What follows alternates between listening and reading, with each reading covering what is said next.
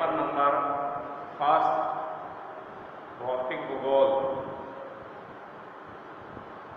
Topic पृथ्वी की उत्पत्ति। इस टॉपिक के बारे में हम चर्चा कर रहे थे। अब पृथ्वी की उत्पत्ति कैसे हुई। जिस पृथ्वी पर हम विचरण करते हैं या समस्त प्रकार के जो जीव जंतु हैं, जिस पृथ्वी पर विचरण करते हुए जीवन यापन करते हैं, उस पृथ्वी की उत्पत्ति कैसे हुई, इसके बारे में हम चर्चा कर रहे थे। तो हम इसके बारे में विचारधाराएं यानी परिकल्पनाएं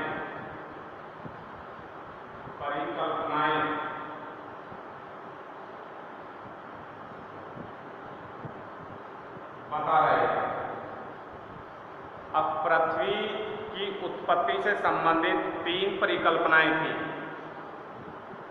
एक तारक परिकल्पना, अर्थात इस परिकल्पना के अनुसार पृथ्वी की उत्पत्ति एक तारे से हुई है, इसलिए इस विचारधारा को या इस परिकल्पना को एक तारक परिकल्पना का क्या दिया गया, नाम दिया गया।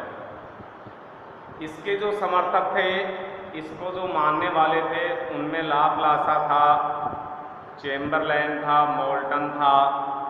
लाप्लासा की नीहारिका परिकल्पना, चेम्बरलेन एवं मोल्टन की ग्रहाणु परिकल्पना, ये इस परिकल्पना से संबंधित यानी परिकल्पनाएं थी। दूसरी जो परिकल्पना थी या दूसरी जो परिकल्पना है जिसके बारे में आज हम चर्चा करेंगे, वो है द्वैतवादी परिकल्पना।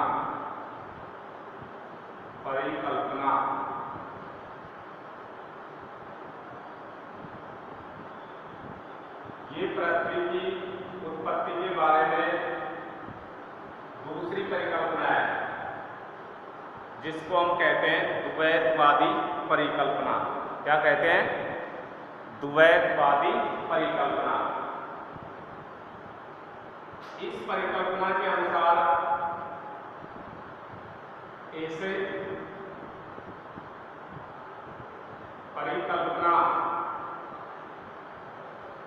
इस परिकल्पना के अनुसार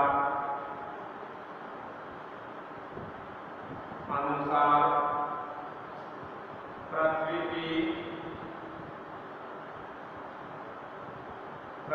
की उत्पत्ति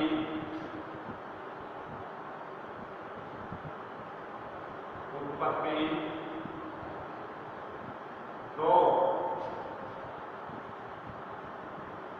तारों से मानी जाती है। दो तारों से मानी जाती है।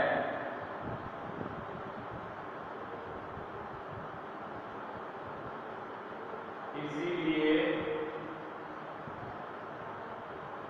इसे द्वैतवादी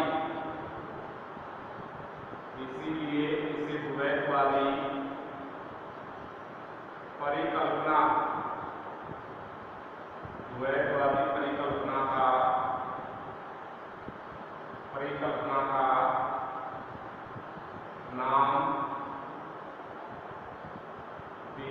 नाम दिया गया है। किसका नाम दिया गया है? द्वैतवादी परिकल्पना का नाम दिया गया है। अब ये जो परिकल्पना है,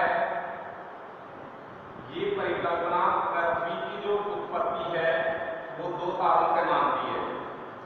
या हम ये कह सकते हैं, अब इस परिकल्पना को जो मानने वाले जो खगोल शास्त्री हैं, उन खगोल शास्त्रियों का मानना है कि पृथ्वी की उत्पत्ति एक तारे से न होकर कितने तारों से हुई है? 2 तारों से। इसीलिए इसको किसका नाम दिया गया है? द्वैतवादी परिकल्पना का नाम दिया गया है।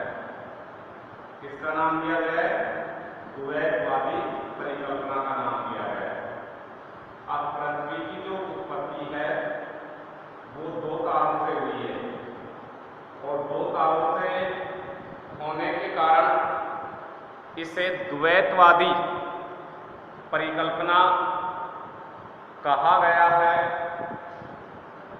इस परिकल्पना में जो सर्वमान्य जो परिकल्पना है, जेम्स जीन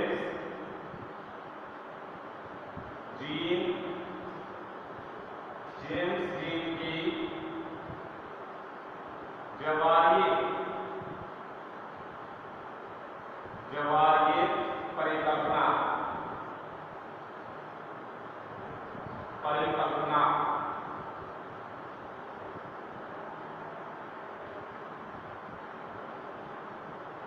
ये एक सर्वमान्य परिकल्पना मानी जाती है। क्या मानी जाती है? सर्वमान्य परिकल्पना। जेम्स जीन एवं जेफरी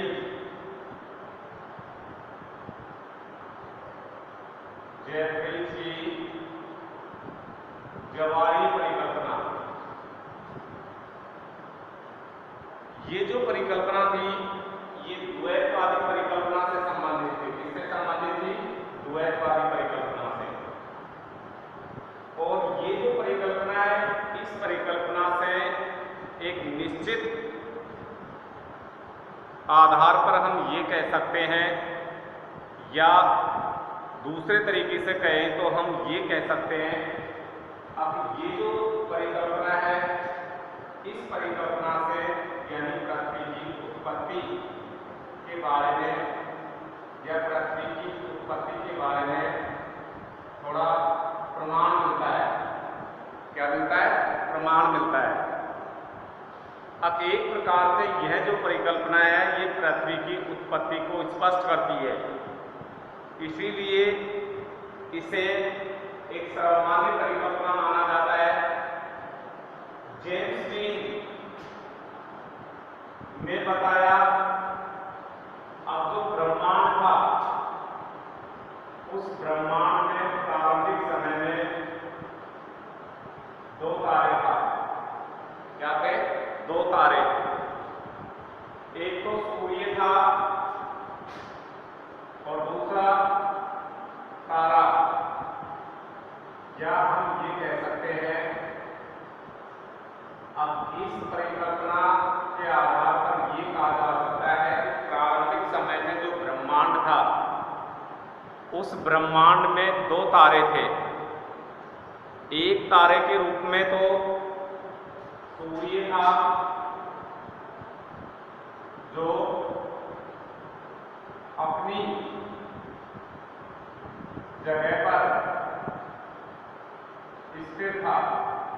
क्या था? स्थिर। और दूसरा जो तारा था,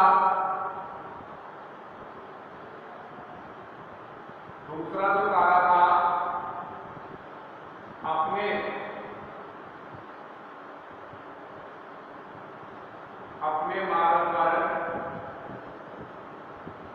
भ्रमणशील था। अर्थात सूर्य जो था वो तो अपनी जगह पर स्थिर था, और दूसरा जो तारा था वो अपने मार्ग पर क्या था? भ्रमणशील था, यानी अपने मार्ग के ऊपर सूर्य की क्या कर रहा था? परिक्रमा कर रहा था, या सूर्य के चारों ओर क्या कर रहा था? चक्कर लगा रहा था। जैसे जैसे ये तारा अपने पथ पर अग्रसर हुआ, वैसे वैसे ये जो सूर्य था, इस सूर्य के बाह्य भाग में, कौन से भाग में? बाह्य भाग में ज्वार क्या हुआ? उत्पन्न हुआ। क्या उत्पन्न हुआ? ज्वार। अब जैसे जैसे ये दूसरा तारा जैसे जैसे सूर्य के नजदीक आया वैसे वैसे जो सूर्य नामक जो तारा था इसके बाह्य भाग में एक ज्वार उत्पन्न हुआ। क्या हुआ? ज्वार।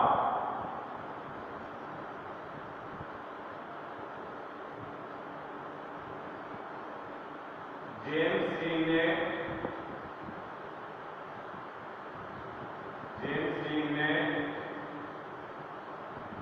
ज्वार को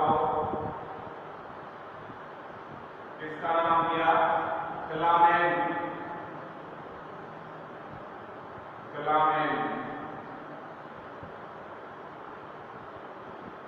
अब सूर्य के बाह्य भाग में जो ज्वार जो उत्पन्न हुआ था उसको जेम्स लींग ने किसका नाम दिया? फिलामेंट का नाम दिया। किसका नाम दिया? फिलामेंट का।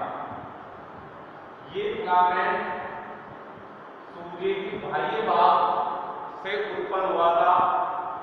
जैसे जैसे ये तारा सूर्य के नजदीक आया वैसे वैसे सूर्य के बाह्य भाग में यानी एक सिगार जैसी आकृति वाला, कैसा? सिगार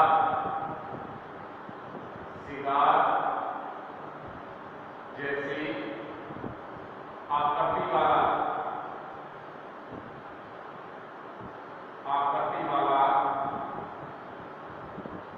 फिलामेंट क्या हुआ? उत्पन्न हुआ, या एक ज्वार उत्पन्न हुआ जिसको जेम्स लींग ने क्या नाम दिया? फिलामेंट का। किसका नाम दिया? फिलामेंट का। जब ये साथी तारा बिल्कुल सूर्य के नजदीक आ गया तो ये जो ज्वार था या फिलामेंट था ये सूर्य से क्या हो गया? अलग हो गया। क्या हो गया? अलग। और ये भी अपने यानी स्थान पर सूर्य की क्या करने लगा? परिक्रमा करने लगा। ये जो फिलामेंट जो अलग हुआ था ये न तो वापस सूर्य के पास जा सका और न साथी तारे के पास, क्योंकि जब तक ये जो साथी तारा था अपने मार्ग पर या अपने पथ पर क्या हो गया था? आगे बढ़ गया था। क्या हो गया?